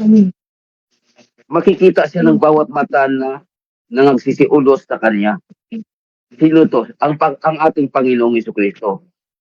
At ang sabi niya dito sa 8, ako ang Alpha. Malinaw po yun. Siya mismo nagsasalita nito, ang Panginoong Jesucristo. Ang tinutukoy po dito sa naunang talata na sinasabi na siya ay makita ng bawat mata ng mga nagsisiulos sa kanya. O sino ito? Malinaw po yun ang ating Panginoong Jesucristo na pinututuhanan dito sa 8, ang sabi, ko ang Alpha at ang Omega. Sabi ng Panginoong Diyos. Ano po siya? Panginoong Diyos. Malinaw po. Yung sinasabi nyo na wala kang mababasa na si Kristo nung ipakilala ng Diyos, dito. Malinaw po ito sa kapahayagan o sa Apokalipsis. Siya ang Panginoong Diyos. Kasi kung hindi natin kilalaning Diyos ang ating Panginoong Jesucristo, siya ang Kristo, ang anak ng Diyos. Ano ba ang sabi dito sa 1? Kayo'y mga mamatay sa inyong kasalanan. Kilalanin mo Kristo, ang ating Panginoong Jesucristo. Ang Kristo sa Roma 9:5, sabi doon, pag binasa natin, ano bang sabi doon sa Roma 9:5? Nasa kanya ang mga magulang, nasa kanila ang mga magulang, at sa kanila mula ang Kristo, ayon sa laman, na siyang lalo sa lahat, Diyos na maluwalhati, magpakailanman. Siya nawa. Dito, may siya nawa. Amin. Ibig sabihin, diliin to, na siya ang tinutukoy. Siya ang subject po dito. Ang kinikilala dito, ang ating Panginoong Kristo. Kaya wag mong ibahin. Kasi may kulit, daming dahilan, daming palusot. Kaya ang mga lumadaya, ang mga nandaraya dito sa talatang ito o ang pagkakilala kay Kristo ay mapapahiya sa pagdating ng ating Panginoong Kristo. Kaya mag-ingat po tayo. Huwag po tayong madala sa o masilaw sa kagandahan ng mga kapilya o ano pa man. Marami sila, mga mga galing na tao, malaking tao, mataas ang pinag-aralan. Kung ang aral naman ay balintuna o hindi ayon sa salita ng Diyos, matakot po tayo sa Diyos. Yun ang dapat nating katakutan. Huwag tayong matakot sa mga tao lang na namamatay din. Huwag po nating katakutan ang mga yaon. Kundi ang katakutan natin ang bumabawi sa ating kaluluwa, ang ating Panginoong Jesucristo. Siya ang siya ang source ng ating buhay. Pag ang source mo ng buhay ay tao, anong kabuluhan? Tandaan nyo, mga kapatid, mga nakikinig o nanonood ngayon. Malinaw, sabi ni Kristo, siya ang buhay. Sinabi mong, ang paniniwala mo sa kanya, tao, ano ka magkaroon ng buhay? Doon pa lang common sense na lang, di ba? Kaya, kayong mga nagmamarunong, sasabihin mo naman yan, mga wala namang pinag-aralan yan. Hindi batayan na yan, mga minamahal. Ang batayan ay ang salita ng Diyos. Yun ang nagbibigay buhay sa atin. Kaya matakot po kayo. Huwag po kayong sumandal sa inyong puno o sa inyong pinag-aralan na turo ng tao.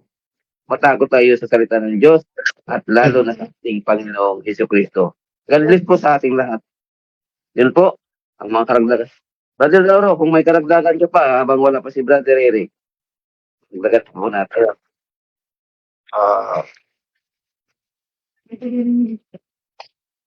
Ayan. Kaya, Diba?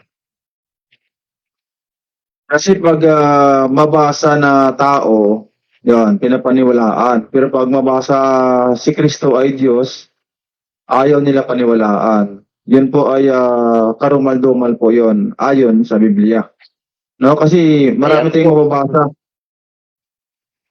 Marami talaga tayong mababasa na si Kristo ay Diyos, no? Direktang mabasa at saka kahit sa mga cross reference na mabasa, marami talaga mabasa.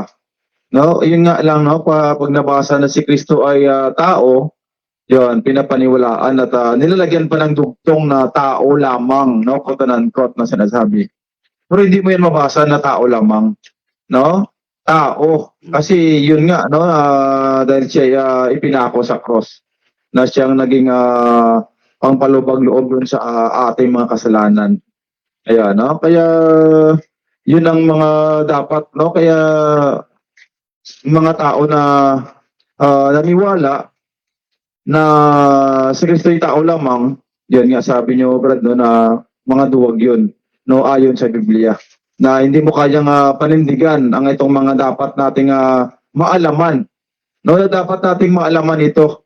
Yung mga, kasi matanda na rin tayo hindi na tayo mga bata pa na dapat nating tanggapin ito.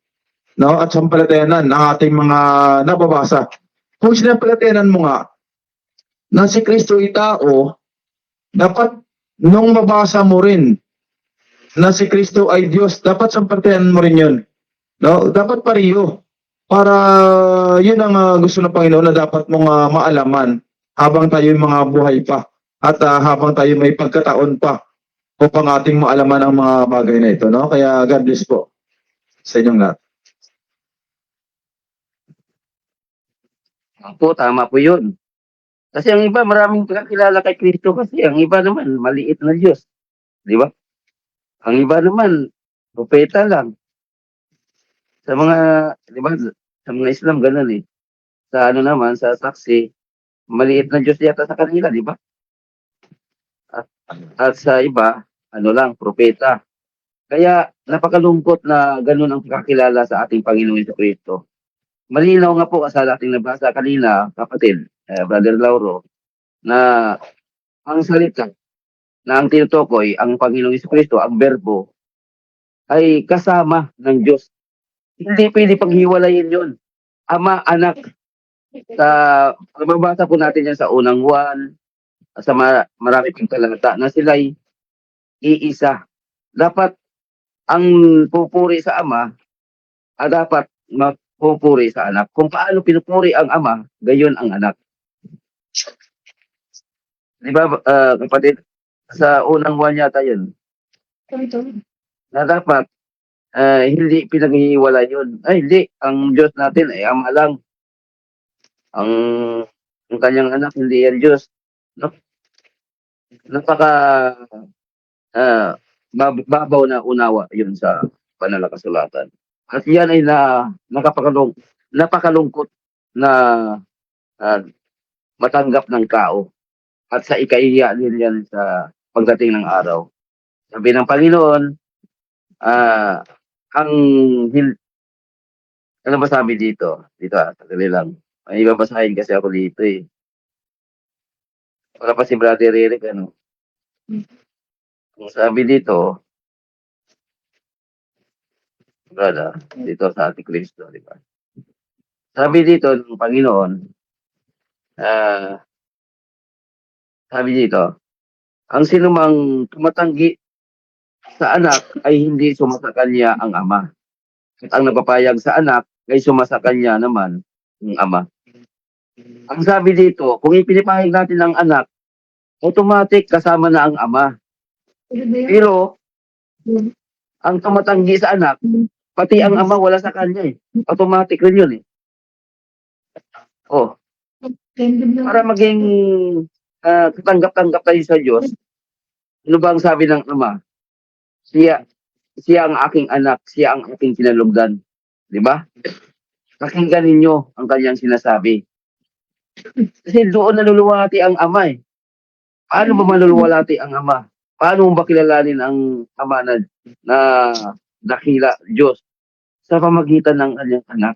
Luwalhatiin mo ang anak. Purihan mo ang anak. Kilalanin mo siya. Kasi kung paano mo kilala ang anak, ay kinikilala mo na ang ama. Ganun ang nais ng Diyos.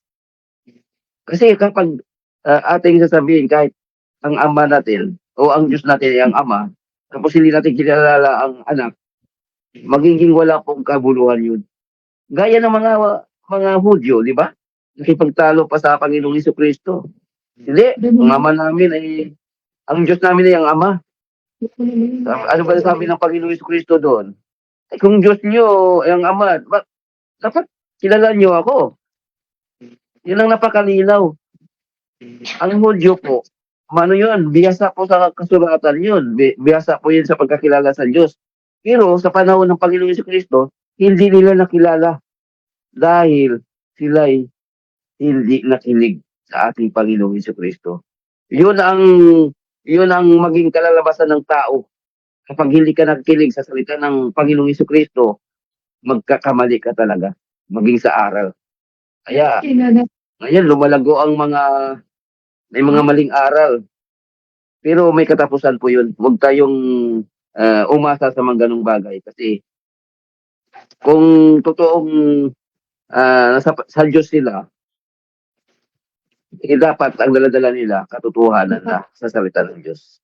Hindi batayan po ang paglago ng isang iglesia o ano, ang dapat batayan ay ang salita ng Diyos o ang aral turo mula sa Ebanghelyo o sa salita ng Diyos. Ganun kapatid. Baka may idagdag ka pa habang wala pa si brother. Okay, mga kapatid, ito sana yung si brother eh. Ano natin kaya muna to, yung mga nanonood. Shout out na natin. Sige, bro. Di ba? Saan ba yun? Nawala tuloy. Ikaw bro, baka nandyan. Nawala. Yan, Shout out mo na lang. Ayan, yan. yun. Yan ito si Pero brother. baka ano nga Brad, may mga nagtatanong yata. Pero bukod Oo dun nga bro, eh. Diba? nakalimutan ko lang eh. No, yung sabi doon Brad, na ah parang may naano ako na ano eh, na oneness daw. Paano yun? Paano yun bro? Wala ka dito akong ano ko eh. Ayan, yan, yan. Ito, may... Ayun, nawala ta. Nawala po bro dito sa ano ko ah. Yung mga messenger bro, pakibasa kung mayroong mga tanong. Brother Lauro, baka meron yan. Nawala kanina yung one list. So, nabasa ko kanina eh. Nanubat yung sa cellphone ko, bro. Saan napunta yun?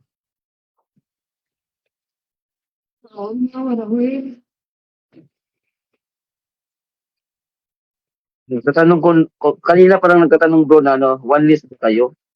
Tapos, Sabi. Oh, hindi po. Di ba sinagot na po natin yung yun kanina? yun ang unang tanong niya. Oo.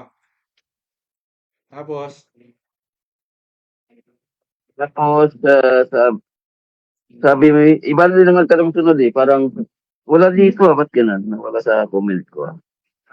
so kung tanong niya, hindi po tayo oneness mga kapatid, no? Sa liliwanag, ang nagtanong sino po ba nagtanong?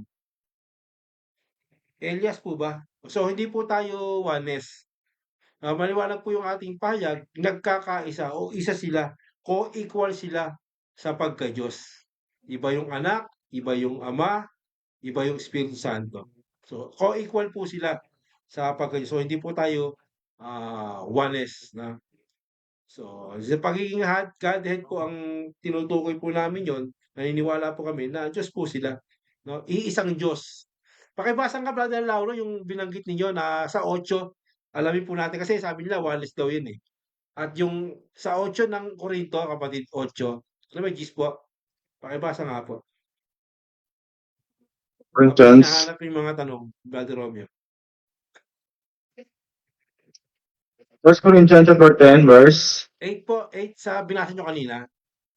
May isa ganang atin, may isang Diyos.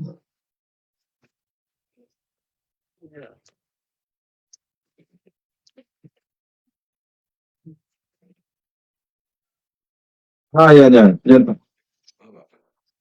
1 Corinthians 8, 8. 8:10 po ba yun? 8:8. 6, 8, 6. 8:6, sige. Ngunit sa ganang atin ay may isang Diyos lamang, ang Ama. Nabuhat sa Kanya ang lahat ng mga bagay, at tayo'y sa Kanya, at isa lamang Panginoon, si Jesucristo, na sa pamagitan niya ang lahat ng mga bagay, at tayo'y sa pamagitan niya. Yun. So, pag ang naging argumento natin dito na isa lamang ang Diyos, lalabas po dito, kapatid, isa lamang ang Panginoon, hindi Panginoon ang Ama. Di po ba? Kasi isa lamang ang Panginoon si Kristo. So, hindi Panginoon ang Ama. Di ba? Lalabas ganyan eh. Kung ang argumento, isa ka ng atin, isa lamang ang Diyos, yung Ama, at yung Kristo hindi Diyos, paano sinabi ni Pablo na saganang ating isa lamang ang Panginoon, ang Panginoon sa Kristo? Di lalabas, kung ganun ang argumento, lalabas na yung Ama, hindi rin Panginoon. Kasi isa lang ang Panginoon, si Kristo.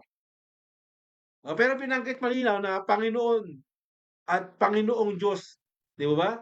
Sa Apocalypse 1, 7, 8, di ba? Malinaw yun, Panginoong Diyos. Ngayon, ano yung ibig sabihin ni Pablo nito, kapatid? Na para maliwanag at para maunawaan ng mga nakikinig. Sinabi ni Pablo po ito, mga kapatid, no? Kasi nga maraming nagpapakilala ng mga kinikilala mong mga Hudyo, ng mga Diyos-Diyosan, no? Saganang atin. So, pag sinabi saganang atin, isa lamang ang Diyos, ang Ama, lalabas po, talaga naman isa lamang po ang Diyos na Ama. Meron pa po bang kinikilala na Diyos Ama, kapatid? Wala di ba? Talagang isa lamang talaga ang Amang Diyos. Isa lang po, di ba? Si Kristo kasi, hindi po siya ipinakilala na Diyos Ama. Hindi po 'yan kasi hindi po 'yan magkaiba po 'yan 'no, hindi po 'yung pinakilala si Kristo na Diyos Ama. Kundi ang pinakikilala po diyan, isa lang talaga saganang ate, isa lang talaga 'yung Diyos na Ama o Diyos 'no, na Ama. Isa lang po, 'di ba? Isa lang po talaga ang Diyos na Ama. Pero isang Panginoon din ang Anak, si Kristo. Isa lang talaga, hindi naman anak 'yung Ama, 'di ba? Hindi naman hindi naman po Ama ang anak 'yung Ama. So, saganang ate meron talagang isang Diyos lamang na Ama. 'Di ba? Meron talagang Diyos lamang na Ama sa atin. Isang Ama. At si Kristo, siya po yung, Diyos o Panginoon natin na hindi po ipinakilala na Diyos Ama. Ayan, hindi po siya pinakilala na Diyos Ama kundi ang pagpapakilala sa kanya ay anak. 'Di ba? Anak po ang pagpapakilala sa kanya. So tama po, walang contradiction 'yun. Hindi po sinasabi ro'n na si Kristo hindi Diyos. Sige nga, basahan niyo ako mga, iglesia ni Manalo na sinasabi diyan na si Kristo hindi Diyos. O basahan niyo ako, 'no, kahit sa buong talata na sinabi ni Kristo, "Ako'y hindi Diyos." Sige nga, meron ba kayong mababasa? Hindi sinabi ni Pablo diyan na si Kristo hindi Diyos. Walang sinabi diyan.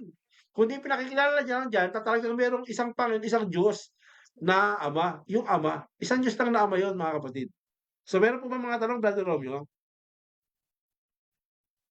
Si Ariel, may Ariel Guevara Jr. Sabi niya, malabo pa sa sabaw ng pusit ang Christology nito. Ano klase? Ano daw? Malabo pala sa sabaw ng pusit ang Paano naging Christology malabo, nito. unang-una kapatid 'no, unang-una sabi ko nga sa inyo, ang malabo sa sabaw ng pusit 'pag nabasa niyo na si Kristo nagpakilalang hindi Diyos. Basahan niyo ako, pero babasahin ko sa inyo na si Kristo Alpha and Omega, Panginoong Diyos. Yeah.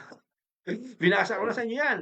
At yung mga apostol, Juan, Pablo, Tomas, 'no, even yung Ama kinilala siya, pinakilala siyang Diyos. Tapos ikaw naman, ikaw na antikristo ka 'no, na duwag, nagpapakilala kang Kristiyano, isa ka pa namang antikristo na hindi kumikilala sa pagka-Diyos ni Kristo, 'di ba? Ngayon kung hindi kayo duwag, 'di ilabas niyo yung mga ministro niyo ni Manalo, iharap niyo sa'kin sa debate, kaya niyo ba? Meron bang mga matapang diyan na ministro ni Manalo na kayang humarap sa'kin sa debate? 'Di ba wala naman, mga duwag nga 'yan, Kaya ba nilang humarap sa debate? Sige nga, kung kaya nila. Oh. Walang kakayanan 'yan, mga duwag po yung mga 'yan. Huwag kayong magsisipaniwala sa mga duwag po sa debate yung mga 'yan, 'di ba? Oh, duwag 'yan. Kung matapang 'yan, 'di humarap sa debate sa atin, yung mga ministro niyo, kaya niyo ba? Kaya ba nila? Sige nga, magaling 'yan. Sa iba mga abogado yata iba diyan, saka iba mga nag-aaral talaga ng mga theology. Sige labas niyo, harap niyo. Kung kaya niyo, kung matatapang talaga yung mga 'yan. Oh, pukpukan tayo sa debate kung kaya ninyo, 'di ba? So, meron pa ba mga kapatid 'no? Ako Ito meron si yatang tanong pala, Elias Morris. Si Okey. Elias Morris, pwedeng makasali sa debate? Puwede, i-schedule niyo anong debate gusto niyo. Puwede naman, kung meron kayong kilala na mga platform, ayayahan niyo ako sa debate. Kung kaya niyo, kung talagang meron kayong kakayanan at tapang, na hamunin ako, panindigan ninyo, 'di po ba? Panindigan ninyo na kaya niyong lumaban sa debate.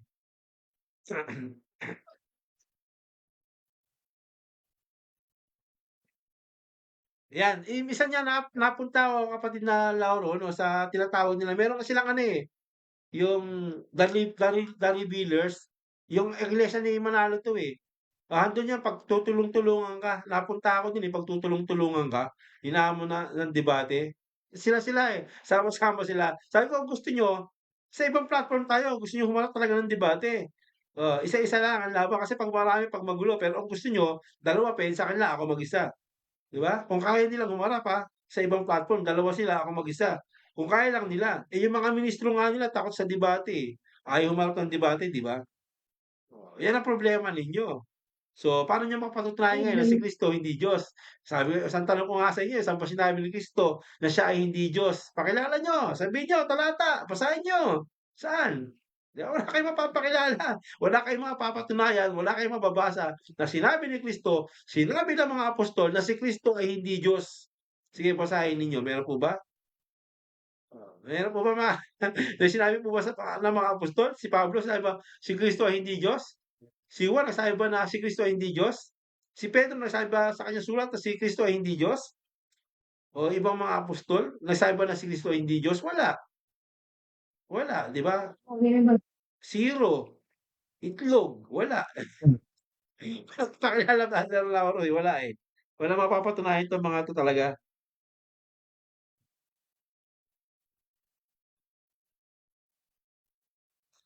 Yan. Saan daw mababasa na si Kristo ay pinangangaral na tunay na Diyos? Ang dami eh. Nakinig ba 'to? Kailan ba ikaw ba, Arjel, anong oras ka nakinig? Ang dami nating binasa, di ba? Saksakan ang dami naming binasa na ipinakikilala ng mga apostol na si Kristo Diyos. Yung Ama pa nga, eh, nagpakilala, sinabi na Panginoong ano eh, ang iyong luklukan o Diyos eh. Pero si Manalo walang mababasa na si Kristo hindi Diyos, 'di ba? O kahit ikaw, kahit yung mga ministro niyo walang mababasa na si Kristo hindi Diyos. Kanina pa kami nagbabasa rito na si Kristo Diyos, eh, tapos tatanungin mo ngayon, saan mababasa? I-replay mo na lang, 'di ba? Mag-replay ka na lang, i-replay mo na yung panoorin mo na lang tapos saka ka bumalik sa'min 'pag natutunan mo na, 'pag na-replay mo na yung aming pinag-aralan mula nung una. Yeah. So shoutout tayo mga kapatid, shoutout kay Sister Emmy Alfonso, 'yan. Nag-quote po siya diyan ng mga ano. So sa inyo si Kabrad, Alpha at Omega daw ang Ama, ta's tumawa siya. Alpha at Omega. Ito, sabi mo nga si Kristo talos, talos, Ama ulit, oneness ka pala. Hindi, kasi ganito yun, ito Kabrad, paunawa ko sa'yo, yung Alpha at ang Omega, even yung Diyos, yan ay katawagan sa kanila. Yung Berbo, katawagan kay Kristo. Yung karunungan, katawagan kay Kristo. Alpha at Omega, katawagan sa Diyos Ama, katawagan kay Kristo. Diba? Ano pang katawagan sa Ama? Ah, ah, ang tawag sa kanya ay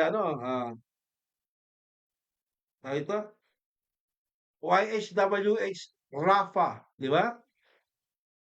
YHWH Elohim. Ano pa? YHWH Shalom, di ba? Diyos ng kapayapaan, mandirigma. Marami. Di ba? Maraming tawag sa kanya. Marami siyang titulo. Titulo po 'yon. Yung Alpha at Omega, katawagan sa kanya yan, sa Diyos. Katawagan niya sa tunay na Diyos. Kaya ang Ama tinawag na Alpha at Omega. Even si Kristo tinawag na Alpha and Omega pero hindi sila as is isa na para bagang yung Ama, siya rin yung anak. Mali po yung pagkaunawa ninyo. Mali pagkaunawa ninyo. Tawag lang po sa kanila yon. Ang ibig sabihin ng Alpha and Omega, ang una at ang huli. Bakit? Kasi si Kristo nga, binasa ni brother ng ating mga kapatid, no, sa Micah 5:2, na ang kanyang pinagmulan, mula ng una, mula ng walang hanggan. Kaya nga Alpha and Omega, tawag sa kanila yon. Ha? Yun ang problema. Anong tawag sa'yo, di ba? Di ba tawag siya tao? O ibig sabihin ikaw lang ang tao, hindi ka pupuwedeng tawagin yung tatay mo tao, 'di ba? Brother Romeo, hindi mo pupuwedeng tawagin tao ka tapos tatawagin yung tatay mo tao, tawag sa'yo yun, 'di ba? O hindi mo na hindi dahil tao ka hindi mo na puwedeng tawagin tao yung ano, 'di ba? So ito binabanggit natin yung pagka-Diyos nila, 'no, ito yung kanilang nature, 'yan. Para maliwanag, yun yung kanilang katangian, yung tinatawag na ano, tawag dito yung kanilang, ah yung, pagka-Diyos or, pagiging Godhead, yung kanilang pagka-Diyos, yung essence, yung nature. Ibig sabihin, yung nature nila ano, yung pagiging Diyos, yung pagka-Diyos, yun yung nature nila. Ikaw naman, ka-Brad, at ako, ano nature natin? Sige nga. O 'di ba, ang nature natin yung pagiging tao natin, nature natin 'yan, eh. O ikaw ba, ako rin? Ako, ikaw din? Dahil ang nature natin isa? O kaming tatlo rito, ang nature namin isa, eh. Pero si Brother Romeo, siya ba si Brother Lauro? Hindi, eh. Hiwa-hiwalay yan, pero isa yung nature namin. Gayon din ang Diyos. Isa lang yung nature ng Ama at ng Anak at ng Espiritu. 'Di ba? Isa yun yung pagka-Diyos nila, yung pagiging Diyos nila, yun ang nature nila. 'Di po ba? 'Yun ang pagiging nature nila, eh. Pero hiwa-hiwalay sila, iba-iba sila. Yun. 'Yun yung essence nila, 'yun yung pagka-Diyos nila. 'Yun ang ibig sabihin nun na nagkakaisa or echad na tinatawag or eis sa salitang Greek, 'no? Ako at ang Ama ay isa, echad sila. Tulad ni Adan at Eva, naging mag-asawa sila, o anong tawag sa kanila? Isa. O ibig mo sabihin si Adan siya rin si Eva, si Eva siya rin si Adan, hindi po. Pero isa sila, isa yung nature nila, isa sila bilang mag-asawa. Isa yun. Walang pagkakaiba. Ibig sabihin co-equal sila. Sabi rin ni Pablo, 'no, co-equal sila, yung Ama at yung Anak, si Kristo at yung Ama, co-equal. Co-equal with God, yung Kristo. So, walang problema ro'n. Tawag lang po sa kanila yon. Verbo, tawag kay Kristo. Maraming titulo si Kristo, eh. Kristo, tawag sa kanya, Emmanuel, Verbo, karunungan. Yun yung mga titulo niya, eh. Anak, di ba? Tawag sa kanya yan, eh, mga kapatid. So, yun ang tawag sa kanya, mga kapatid. So, meron pa ba mga kapatid, Brother Romeo? So, shoutout sa inyo. Shoutout din kay Oy, Dorothy De Luna, kapatid ko po ito 'no, babae. Oy, kamusta diyan sa iyong trabaho? Oh, nakinig siya, eh. Ayan, yan Katoliko po yan, yung kapatid po natin yan. Kapatid ko sa laman, Dorothy De Luna. Shoutout sa inyo at sa inyong pamilya, sa anak mo, sa asawa mo, pagpalain kayo ng Panginoon sa iyong pakikinig. Iba kasi yung mga kapatid ko nakikinig din, mga pinsan ko nakikinig din minsan. Oh, eh, maganda nga magdasal sila ng katotohanan, 'di po ba? Bagamat, 'wag kayong mainis kasi marami talaga tayong kalaban dito, eh.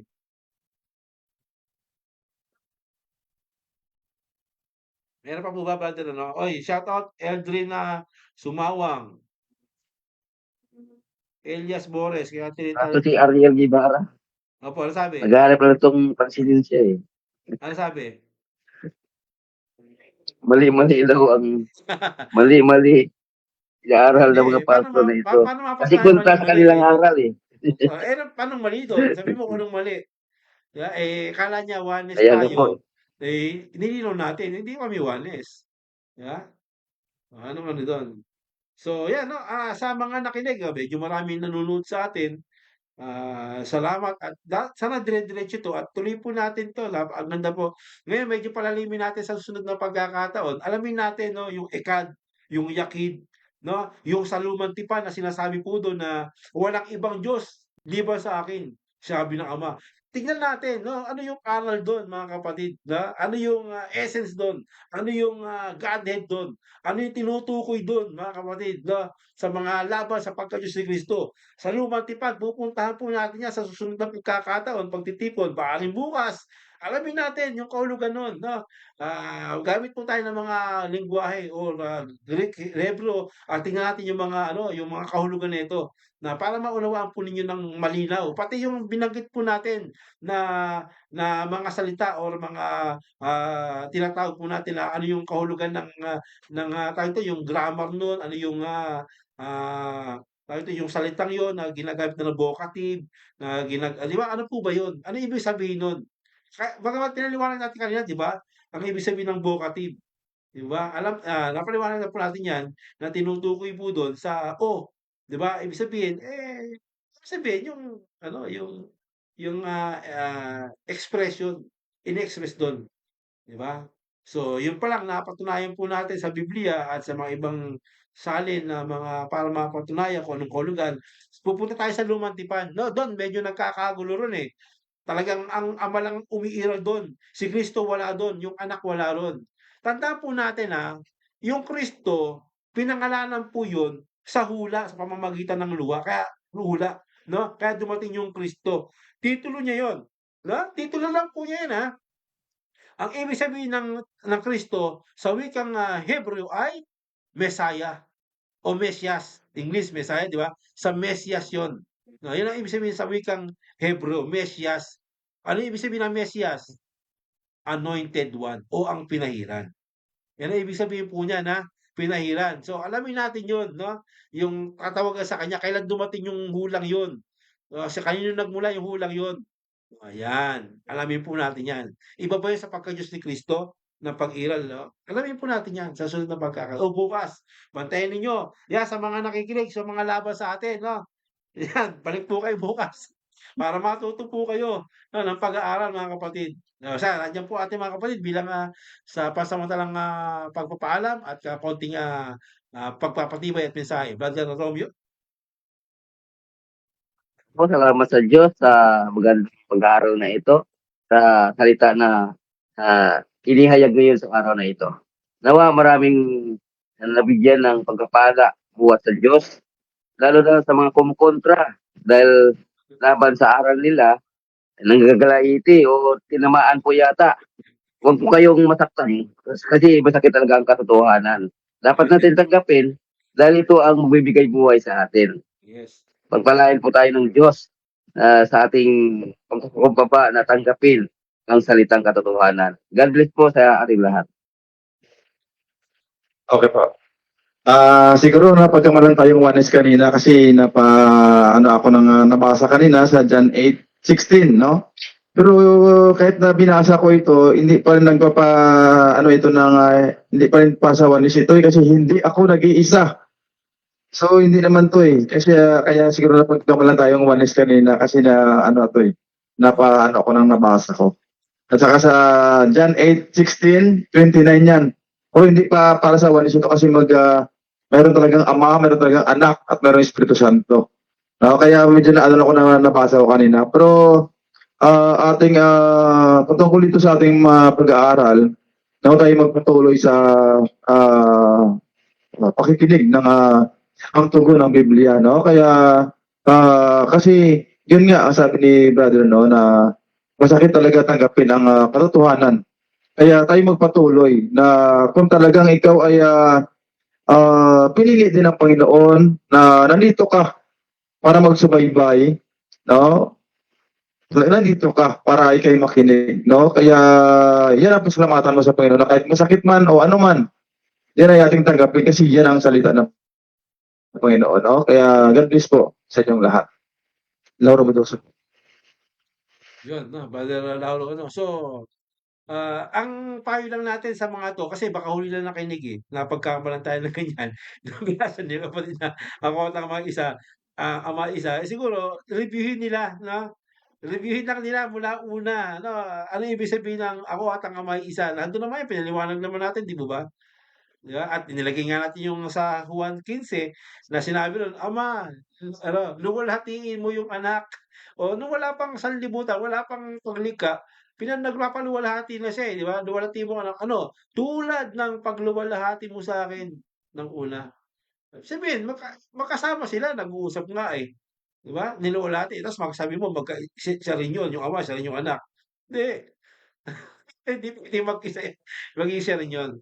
So yan po review niyo lang po mga kapatid sa mga nakinig, pagpalain ko yung lahat ng Panginoon. Sana ganyan pa rin karami yung nanonood sa atin, nakikinig po sa atin 'no. Muli ito ang inyong lingkod, Brother Eric Villanueva 'no, ng Church of Jesus Christ, the Lord and Savior, CJCLS. Yan marami kasi nagtatanong Brother Romeo 'no, Brother Lauro, ano bang kahulugan niyan? Ano bang CJCLS? 'No, ito po yung Church of Jesus Christ, the Lord and Savior. Church po yan 'no, na binabanggit po yan sa Mateo 6:18, "Itatayo ko ang aking iglesia." So yun lang po 'no, kasama ang ating mga kapatid, Brother Romeo, Brother Lauro. Again, ito ang inyong lingkod, Brother Eric Villanueva na dito po sa programang laging nasa inyo, laging nasa tahanan niyo na upang magbukas ng, unawa at kaalaman sa biyaya ng Panginoon at katotohanan, ang tugon ng Biblia. God bless po. Shalom. God bless. God bless.